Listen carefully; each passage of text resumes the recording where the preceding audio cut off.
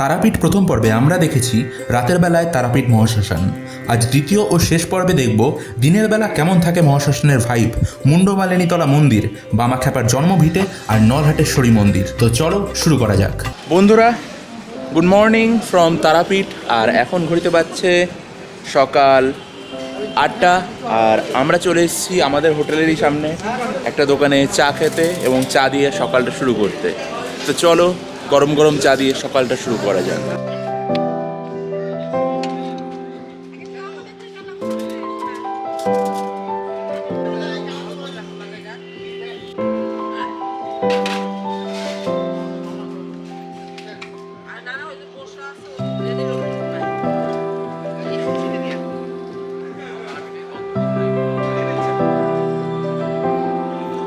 তো বন্ধু, এখন আমরা চলেছি ব্রেকফাস্ট করতে। আর ব্রেকফাস্টে কী দিয়েছে হচ্ছে আলু পরোটা, সাথে রয়েছে এখানে তরকারি। তো চলো বেশি দেরি না করে খাওয়া যাক।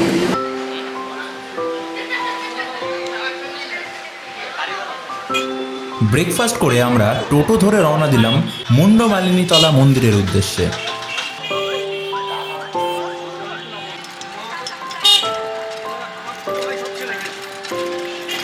তো বন্ধুরা, আমরা এবার চলে এসেছি মুন্ডমালিনীতলা মন্দিরে। তো চলো এখানে তোমাদের কী কী রয়েছে সেগুলো একটু ঘুরে দেখাই এবার।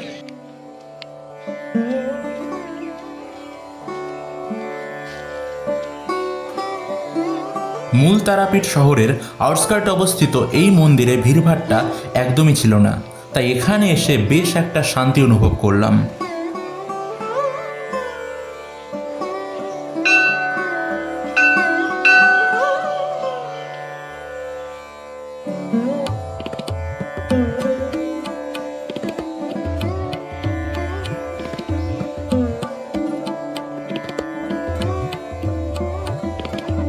তো বন্ধু, আমার পেছনে দেখতে পাচ্ছ এটা হচ্ছে দ্বারকা নদ।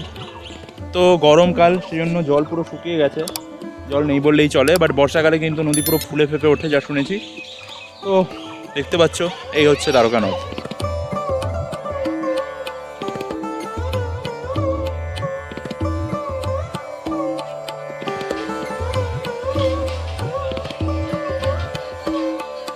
মুন্ডমালিনীতলা থেকে ফিরে এসে আমরা গেলাম ব্যস্তবহুল তারামা সরণিতে, যেটি হচ্ছে তারাপীঠ মন্দিরে যাওয়ার মূল রাস্তা। এখানে আসার কারণ হচ্ছে একটু স্ট্রিট ফটোগ্রাফি, যেগুলো তোমরা আমার ইনস্টাগ্রামে পেয়ে যাবে। So go and follow. আর দিনের বেলা তারাপীঠ মহাশ্মশান দেখা।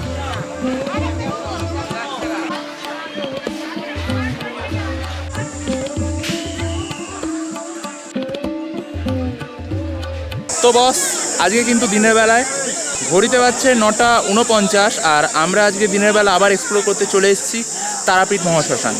তো কালকে আমরা রাতের বেলা এসেছিলাম, রাতের তোমাদের যেই মাহলটা সেটা দেখিয়েছি, আর দিনের বেলার মাহল কিছুটা এই রকম। তো চলো এবার ঘুরে দেখি দিনের বেলার তারাপীঠ মহাশ্মশান।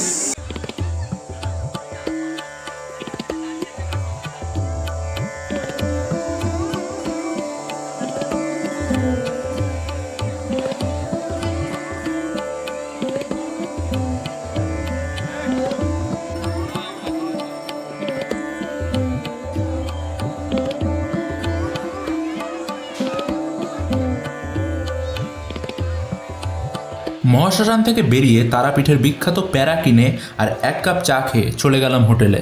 তো বন্ধু, এখন ঘড়িতে বাজছে দুপুর 12:14 আর আমরা চেক আউট করে নিয়েছি আমাদের হোটেল থেকে।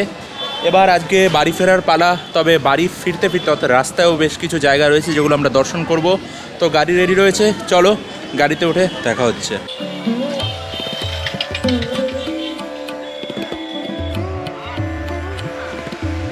সো বন্ধুরা, আমরা চলে এসেছি আটলায় বামাখ্যাপার জন্মভিটেতে।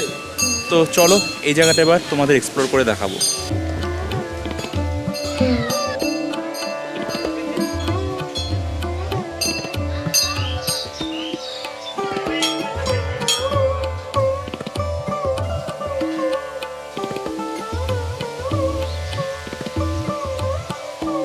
আটলা গ্রামে বামাখ্যাপার জন্মভিটে দেখে আমরা চললাম পরের গন্তব্যের দিকে। তো বন্ধু, এখন ঘড়িতে বাজছে দুপুর 2:44 আর আমরা এসে পৌঁছেছি নলহাটিতে নলহাটেশ্বরী মন্দিরের সামনে। তো আমার পেছনে দেখতে পাচ্ছ মন্দির রয়েছে।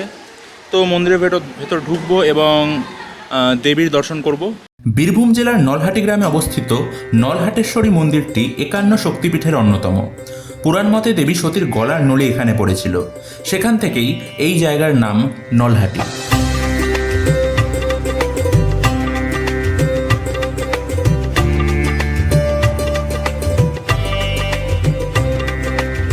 নলহাটেশ্বরী মন্দির দর্শন দ্বারা আমাদের তারাপীঠ ভ্রমণ সম্পূর্ণ করে গাড়ি চলল মোর গ্রামের দিকে, যেখান দিয়ে আমরা NH-12 ধরে বহরমপুর হয়ে রওনা দিলাম বাড়ির উদ্দেশ্যে। তো আশা করি তোমাদের ভিডিওটা ভালো লেগেছে। ভালো লাগলে লাইক, শেয়ার অ্যান্ড কমেন্ট করতে ভুলো না। চ্যানেলে নতুন হলে চ্যানেলটাকে সাবস্ক্রাইব করো for more contents like this. আর আমাকে যদি এখনো ইনস্টাগ্রামে ফলো না করে থাকো তাহলে যাও ইনস্টাগ্রামে ফলো করো, link is given in the description. তো দেখা হবে নতুন একটা ভিডিওতে। Until then, signing of.